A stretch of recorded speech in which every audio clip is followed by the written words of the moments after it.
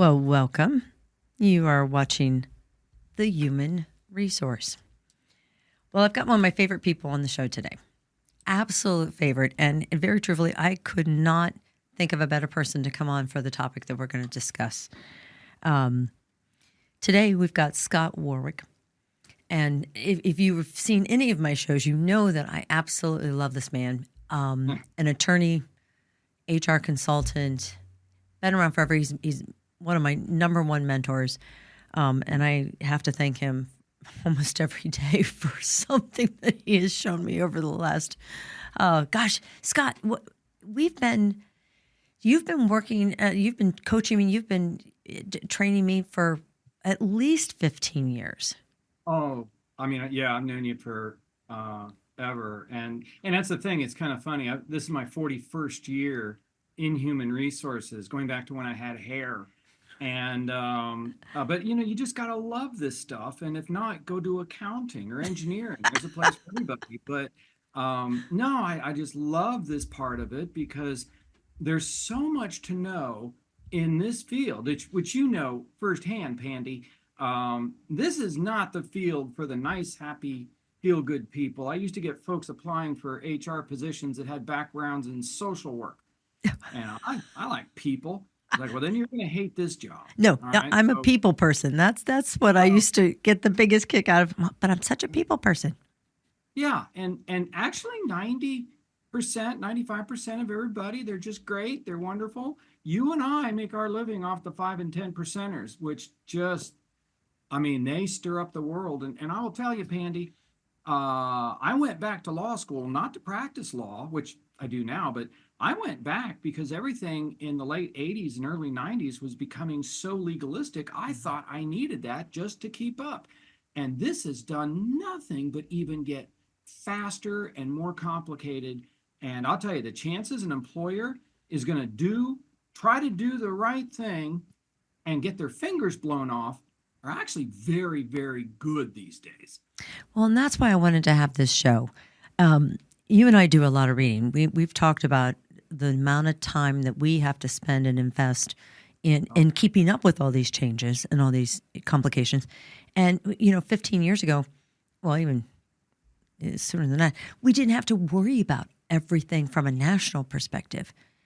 But more and more and more, we're seeing a major organization or presence in employment law become more influential and cause more turmoil in the decisions they're making. And that, of course, is the National Labor Relations Board. And yes. Viewers, that's why I've brought Scott on today. Some things happened here recently, and I want him to walk you through this mind-boggling this world that we are in right now with this general counsel under the Biden administration. And the first one I want to really kind of go over is the case of Home Depot. Scott, walk the viewers through just how impactful this decision was and why they need to start paying attention.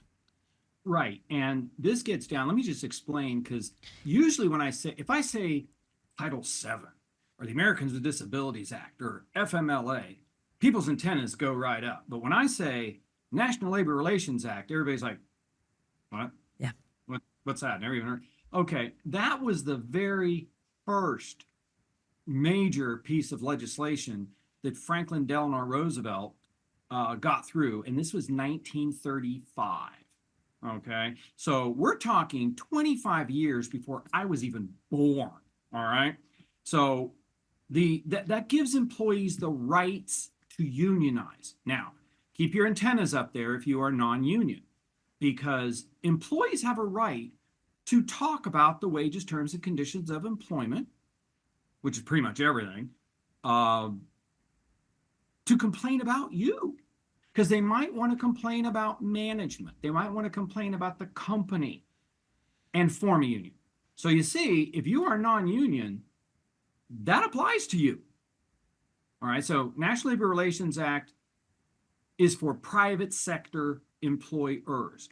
Public sector in the states, they pass their own legislation. And for instance, here in Ohio, we have the State Employee Relations Act, which mirrors the NLRA. Okay, well, employees have a right of free speech. Now, let me clarify this. These are the employees who could form a union.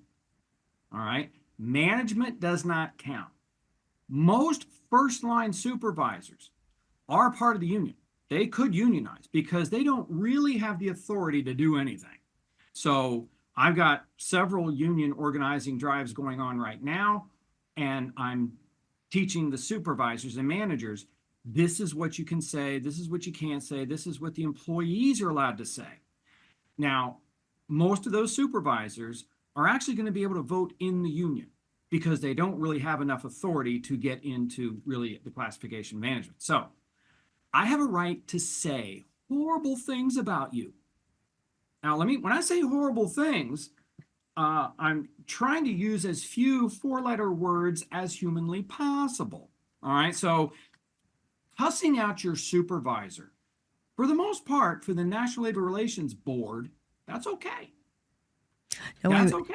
No, wait a minute, Scott. And I love where you're going with this because how many viewers, how many times have you looked at an employee and said, "Oh, he's just being insubordinate"? We want him out of here because he's being insubordinate. And Scott, dive in from that direction of just how sensitive this is. Oh yeah, insubordination. And I'll tell you right now, I'll bet you 98% of all of the business owners and managers listening to this right now, your handbooks are illegal. This is, if you have not updated your handbook, and let me also stress this, it's, we've got corporate attorneys, God love them. I got attorneys that work on bonds, God love them. You would better get a labor attorney. Oh, they have heard me say this a million times. Yep. Oh, it's kind of funny because I'll go and teach employment attorneys labor law. Now, I understand I've belonged to two unions. I've been a labor attorney, meaning union, my whole life. Okay. And then I went to law school and specialized in it. So what else is illegal? They're allowed to cuss you out. Your respect policies are illegal. You have to treat each other in a professional manner.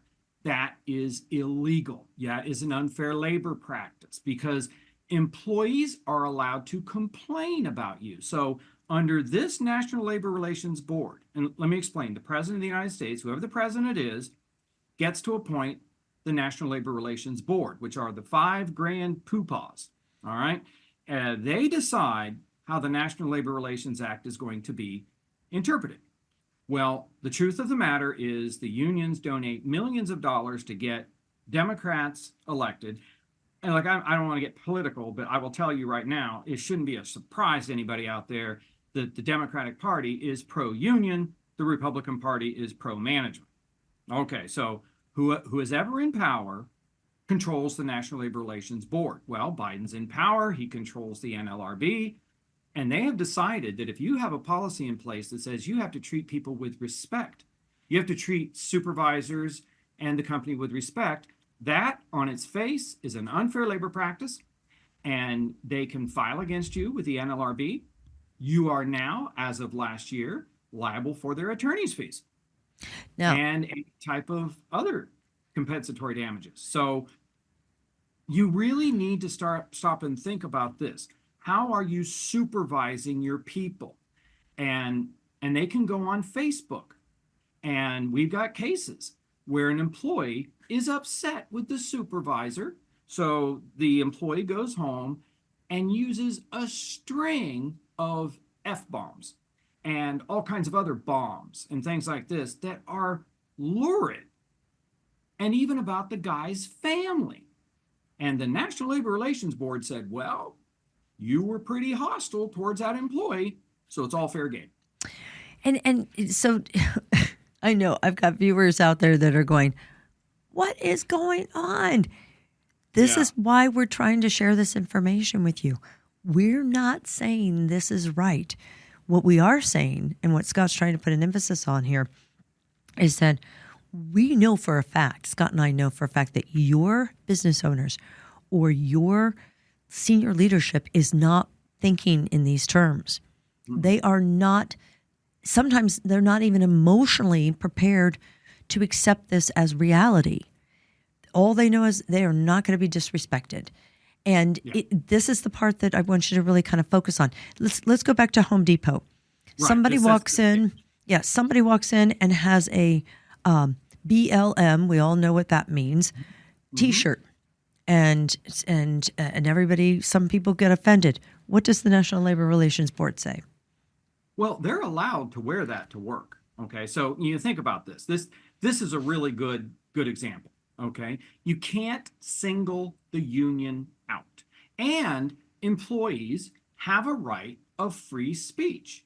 And now understand, rank and file people who could form the union. So anything that affects the wages, terms, and conditions of employment affects those employees. So great example. I decide that, hey, I'm allowed to wear a Cincinnati Reds t-shirt to work. I'm allowed to wear a Jesus Died for Me t-shirt to work. So guess what? You can't single out Black Lives Matter. And actually, more than that, if one of your employees wanted to wear to work a shirt that says Union Now, they can do that. That's a big one. Keep stressing that, because we're gonna, if it's a hot button, you're gonna have an employee somewhere in there that's gonna want to push it. It'll be it'll be one of your problem people too. Yeah. Your good employees don't do this. Now understand too, I got a client that we're going to be doing training for, because there's an organization in Northern Ohio, and understand, people vote for the union. All this is designed to set employers up so that you will step on one of these landmines. And I will tell you, I've not seen a legal handbook in the last 6 months. No. They're all illegal. And No. so you get an unfair labor practice, you're going to have to pay a bucket load of money. And I'll tell you, a labor attorney, pure labor, $600, $700, $800 an hour. And so you are going to pay that to the other side. If you get caught in this stuff, then you're going to have to post a poster in your workplace about yay big, 15 inches by 8 inches, something like that, that says that you are mean, evil, terrible people. You violated the employees' rights to unionize. And you got to post that. You got to say you're sorry. Okay, say you're sorry. Then the union shows up, and they will find someone on the inside that you should. Now, here's a big point, that you should have been coaching, warning, and firing. Yeah. Till now. Now, that, if you've seen, and Pandy, I mentioned this yesterday. Great example. If you ever watch the movie Office Space, yes, you got Jennifer Aniston just not wearing enough flair. Okay, all these buttons and stuff. If you let people wear buttons, you have to let them wear a button, vote union. If you let somebody wear a Christian cross, you've got to let them wear a Steelworkers Now. You've got to, you kind of see, the whole thing is designed to unionize 30 to 40% of America's workforce, and that's you. So this Home Depot case is actually a part of a long line of cases that have happened in the last 7-8 months. And I'll promise you, every year I do legal update, about 6 hours of stuff that just happened in the previous year. 2 hours of it was just National Labor Relations Act this year. Yeah. So and the general counsel is not going to stop. I was reading an article the other day where she's literally working really hard to permit moonlighting to such an extent that, again, going back to your handbook, if any of you have in your handbook that you can't work somewhere else, you have to stay focused with us, we're your primary focus. Right. She's going to try to eliminate that, and she's not discreet or quiet about her feelings. The National Labor Relations Board is an entity that you need to be aware of. And we're running short on time, but please understand what Scott's trying to tell you is don't be rash in your decisions to terminate someone because they're acting disrespectful, they're acting insubordinate. I even tell my clients, and Scott, I know you're doing the same thing with yours, somebody just disappears and ghosts. Do not fire them because of job abandonment until you have made every effort to talk to them and find out if they left because of a safety issue or because of a compensation issue or because of being harassed. And you won't know that unless you ask them, talk to them, and try to get a clear departure. Oh, yeah. Yeah, Look. you hit it right on the head there, Pandy. And let's just make this really clear. It's really interesting. Understand, employees who are not unionized have unionization rights. So I'll hear this all the time. Why these people have walked off the job? What'd you do? I fired them. They went on strike. Well, they can't go on strike. They're not union. No.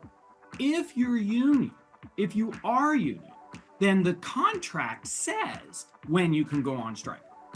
So that's regulated. Okay. If you are non-union and you get some employees who walk off the job or won't come to work because of, like you said, a safety issue or money issue, that's a strike. You just violated the National Labor Relations Act. And I will tell you right now, you're going to lose that. But you can always call Scott to defend you, because I'll tell you, if anybody could, it could be him. Big topic, but an important topic. And remember, he's available. If you have any interest in learning more about this topic or any of them that Scott provides training on, please reach out at Scott Warrick. Scott, show me your book. Come on, turn around, show your book. Well, that's the brain book. There you go. And everything, this is because I'll tell you, if you go to my website, I'm a PTSD survivor, about 85% cured. What the NLRA is being interpreted by the NLRB, the board, is going to absolutely destroy your brain. Yeah. Guys, thank you so much for showing. Scott, I love you. You're coming in for the next episode or the next show. So viewers, if you love hearing him, watch us again next week at The Human Resource.